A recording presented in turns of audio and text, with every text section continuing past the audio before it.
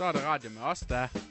Hej, så er klokken blevet udefinerbar, og vi siger velkommen til Så er det radio med os. Mit navn er Heine, og herover sidder vores kære Bunner og styrer løgne med mig.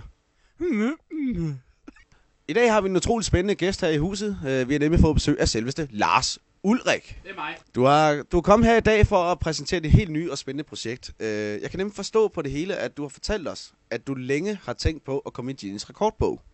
Og så vil jeg gerne høre, hvordan du har tænkt sig at bære dig med det. Ja, præcis. Altså, det er mig, der spiller trommer i Metallica. Ja, men det er desværre ikke det du er kommet i studiet for at snakke med os om i dag, Lars. Altså, vi er kommet for at snakke om dit rekordforsøg. Ja, altså mit rekordforsøg, som jeg omhandler mig, som forsøger at optage en masse selvfede bemærkninger og se om jeg kan optage en masse af dem inden for 30 minutter, eller 30 sekunder, eller 30 millisekunder. Altså, jeg kan alt. Okay, det lyder spændende. Hvor langt er det kommet det her projekt? Altså, jeg har optaget ingenting indtil videre, så altså, indtil videre, så vil jeg sige 0%, altså cirka 0%, 0,0%. Fucking, ikke? Det vil sige, at du faktisk overhovedet ikke i princippet har tænkt over det her projekt endnu. Altså, alt publicity er god publicity, you know, ikke? Det kan selvfølgelig være noget om. Jamen altså, har du overvejet, hvorhen du har tænkt dig at holde det her projekt henne? Altså, er der nogen andre, der skal ind over det her projekt, eller er det kun dig selv, eller? Altså, jeg har tit tænkt på at få Anders Breinholt ind over.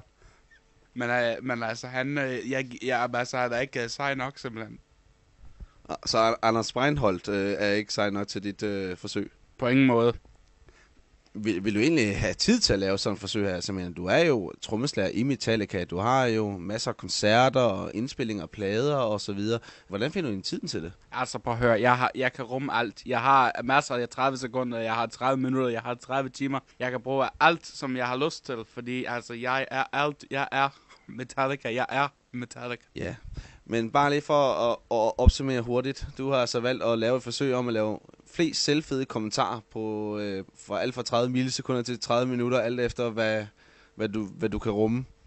Altså alt efter hvad der lige passer ind i mit program, altså mig, Metallica. Jamen altså, det lyder jo lovende, men jeg havde altså hørt, at det her forsøg, som du taler om, skulle have været noget med nogle skildpadder. Og jeg må jo indrømme, at det lyder slet ikke til at have noget som helst med det at gøre, som du lige har sagt.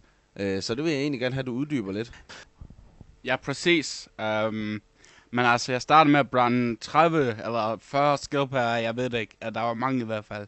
Jeg brændte dem af, bogstaveligt talt, med ild og benzin.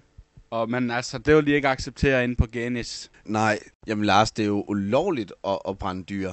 Og det er jo havskildpadder, det er jo en truet dyreart, vi taler om. Altså ulovlig. Altså, jeg tror, det du står og citerer lige nu, det er det, som alle alskens flueknipper og krakilske møgbøsser, de retter og siger, det kan jeg ikke tage mig af. Altså, hvis du cutter down to the basics, ikke, så er det altid i orden at brænde ting, hvis det er dig, der er Lars Ulrik. Jamen altså, men du synes ganske simpelthen ikke, at det er dyreplageri at brænde dyr? Altså, the day that never comes, you know, ikke? Okay. Jeg tror, vi prøver at dreje snakken over på noget lidt andet, fordi altså, udover det her forsøg, så har du også nævnt, at du overvejer at droppe din musikkarriere til fordel for en tenniskarriere. Og så tænker jeg, om du ikke lige vil fortælle lytterne, hvad det går ud på, for det lyder som en kæmpe nyhed på verdensplan. Ja, præcis. Altså, jeg har set hende der, Vosni Kaki spille over i The States. Og altså, det kan jeg sagtens gøre bedre, altså. Nu er Caroline Wozniacki jo også trænet lidt siden hun var en lille pige. Jo. Er du sikker på, at du går ind og gør det bedre? Altså lige så godt, hvis ikke bedre end hende? Jamen, det er helt sikkert. Det er mig, der er tennis. Det er mig, der er Metallica. Jeg kan helt sikkert slå Caroline Wozniacki. Altså, er du sikker på, at James ved noget om det her?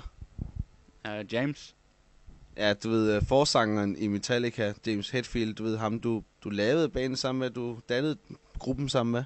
Altså, jeg kender ingen ved navnet. Det er mig, der er Metallica. Resten, de er der bare. Altså, jeg synes lige, vi skal prøve at ringe James op og høre, hvad det er, han har at sige til alt det her. James?